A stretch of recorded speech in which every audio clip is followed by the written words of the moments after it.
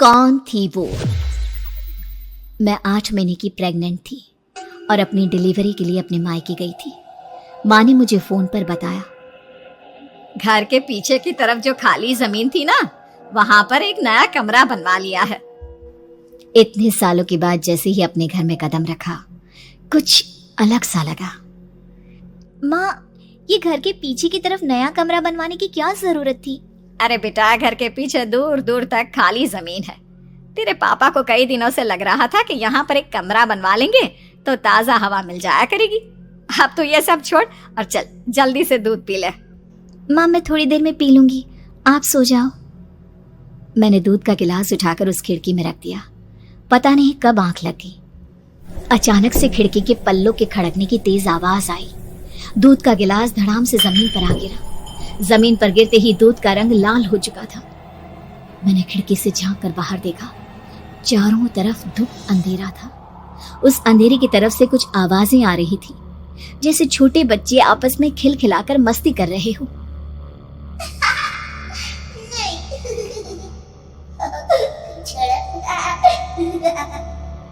इतनी रात को इतने घनघोर अंधेरे में बच्चों की आवाज कैसे आ रही है? घड़ी में वक्त देखा तो ठीक 12 बजे थे। देखकर मैं सन्न रह गई। बुरी आत्माओं और भूतों की कई कहानियां मैं सुन चुकी थी। वक्त भी कुछ ऐसा ही था। ऊपर से मैं प्रेग्नेंट। सुना था कि ऐसे वक्त में अक्सर बुरी आत्माएं औरतों का पीछा करती हैं, तो क्या मेरे पीछे भी? पसीने से तरबतर बड़ी मुश्किल से, जैसे कांपते हाथों से मैंने उस खिड़की को बंद किया। जल्दी से जल्दी उस कमरे से बाहर निकलकर माँ के पास जाने के बारे में सोचा, लेकिन जैसे ही दरवाजे की तरफ पलटी, लगा कोई साया हवा की स्पीड से दरवाजे के सामने से गुजर गया। मेरे गले में अटक कर रह गई। मैं जोर से चीख कर माँ को बुलाना चाहती थी, लेकिन वो आवाज खुद मेरे कानों तक नहीं पहुंच पा रही थी। तो माँ तक कैसे पहुंचती? खिड़की के पल्ले एक बार फिर तेज हवा के झोंके से धड़ाम करके खुल गया और पूरी ताकत से मैं चीख पड़ी।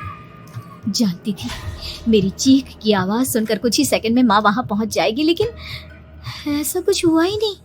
मेरा कलेजा डर के मारे फटा जा रहा था। आखिर माँ ने मेरी आवाज क्यों नहीं सुनी? इतनी गहरी नींद में तो माँ कभी नहीं सोती।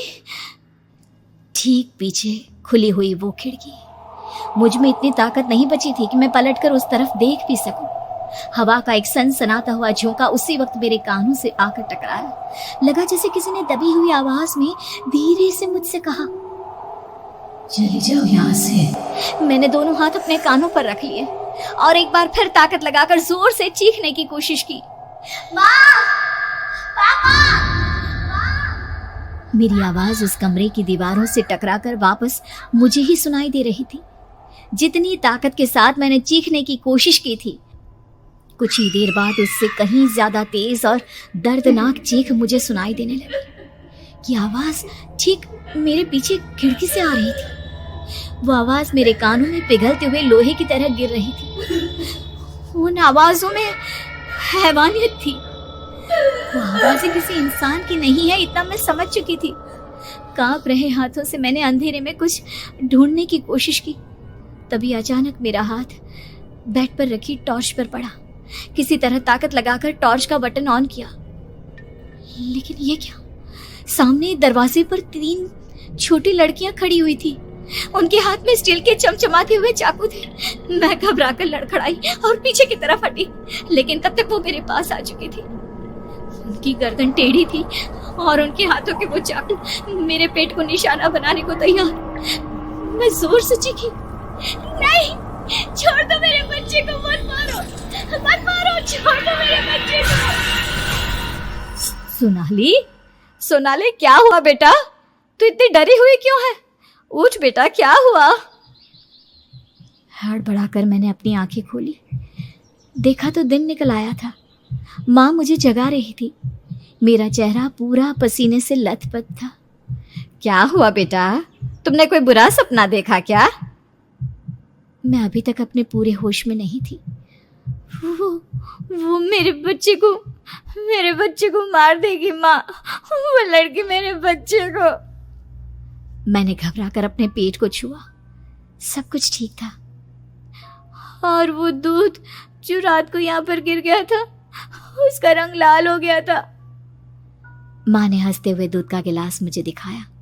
तुमने दूध पिया ही नहीं, पूरा का पूरा ऐसे ही रखा हुआ है। तुमसे कहा था ना सोनाली, सेहत के लिए लापरवाही ठीक नहीं बेटा। लेकिन मैंने तो सब कुछ अपनी खुली आंखों से देखा था। ये सपना कैसे हो सकता है?